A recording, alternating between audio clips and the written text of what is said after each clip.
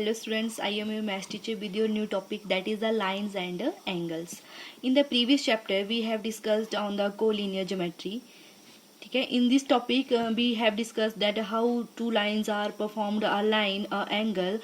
Okay, and now in this topic we should know about the line segment, ray, collinear point and non-collinear point. So that things can more easily understood. So आइए first of all हम जान लेते हैं कि जो हमारे पास line segment होता है वो क्या होता है.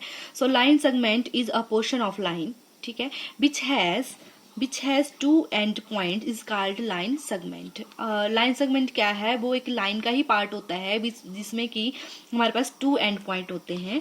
तो अगर मैं उसकी बात करना चाहूँ तो हमारे पास जो ये फर्स्ट थिंग है that is A and B, ठीक है, ये हमारे पास आ रहा है लाइन सेगमेंट. तो लाइन सेगमेंट की मैं बात करूं कि हमारे पास ऐसे लाइन का ही पार्ट होगा जिसमें हमारे पास टू एंड पॉइंट आएंगे, उसको हम बोलेंगे लाइन सेगमेंट. तो जिसका नेक्स्ट टॉपिक है वो है रे. तो रे is also part of a line, ठीक है, which has one and point.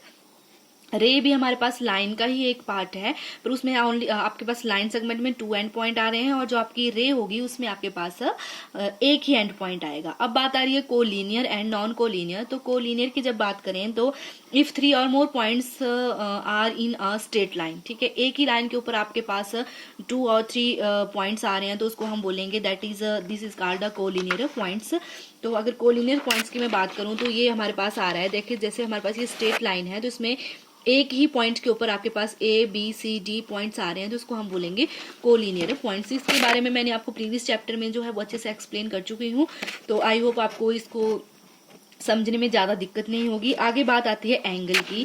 तो एंगल की जब मैं बात करूं तो व्हेन टू रे originate from a same and point, ठीक है, जब आपके पास एंगल की मैं बात कर रही हूँ, जब टू रे हैं और एक ही एंड पॉइंट से वो ऑरिजिनेट हो रही हैं, इट मीन्स जैसे मान लो ये वाली रे और ये वाली रे जो है वो आपकी एक ही पॉइंट से जो है वो ऑरिजिनेट हो रही है, तो इसको हम बोलेंगे दैट इज कॉल्ड एंगल, ठीक है.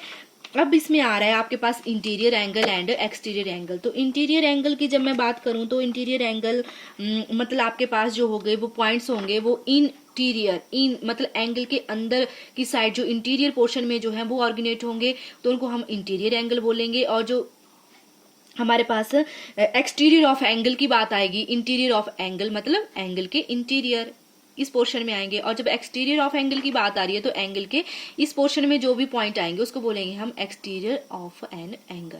ओके, अब बात आ रही है आपकी कन्गुरेंट एंगल की. तो congruent angle, two angles are said to be congruent if trace copy of one angle can be subtended on the other to cover it completely, ठीक है. मतलब अगर हम एक एंगल के मेजरमेंट लें और दूसरे एंगल पर रखें तो वो सेम आए तो उसको हम बोलेंगे that is two angles are congruent. अगर मैं मान लो एक एंगल की मेजरमेंट मेरे पास 45 डिग्री आ रही है तो इट मीन्स जो हमारा सेकंड एंगल आएगा उसकी जो मेजरमेंट आएगी वो भी 45 डिग्री ही आएगी.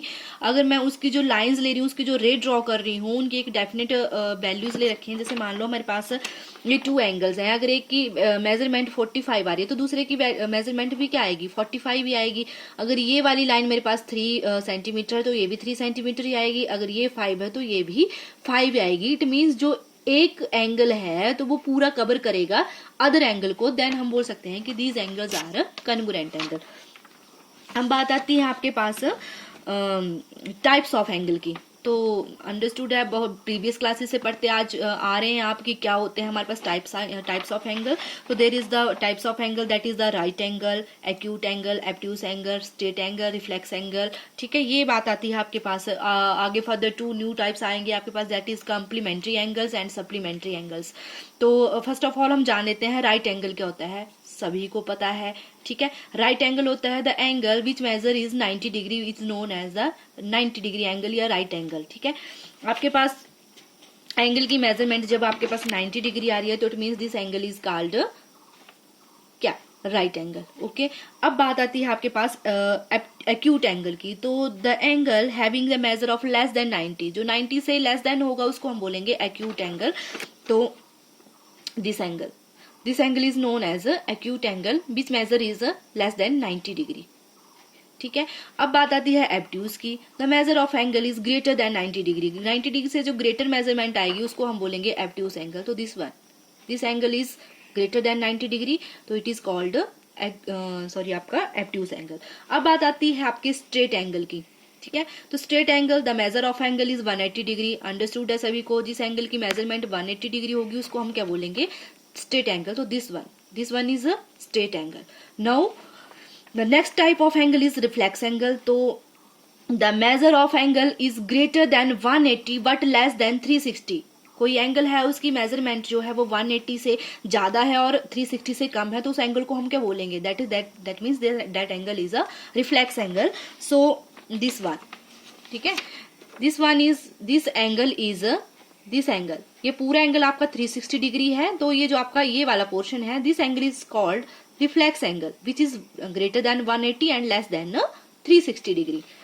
अब बात कर लेते हैं जी complementary angle and supplementary angle. तो if sum of two angles is 180 degree then that is called the angles are supplementary and complementary, and if the sum of two angles is 180 degree which is called a supplementary angle. two angles का sum अगर 90 degree आ रहा है, sorry I regret my mistake, if two angles का sum 90 degree आ रहा है, that means these angles are complementary angle, and if sum of two angles is 180 degree then these angles are supplementary angle. अब complementary और supplementary के ऊपर जो है हमने पिछले चैप्टर में, प्रीवियस चैप्टर में जो है बहुत से क्वेश्चन कर लिए। तो स्टूडेंट्स ये था आपका introduction part of lines and angle. Now हम इसके जो फर्दर टाइप्स हैं that is the linear pair and vertical opposite angle के बारे में जो है वो हम नेक्स्ट वीडियो में जानेंगे। तो आई होप स्टूडेंट्स आपको ये अच्छे से समझ आ गया होगा। Okay, thank you and have a good day.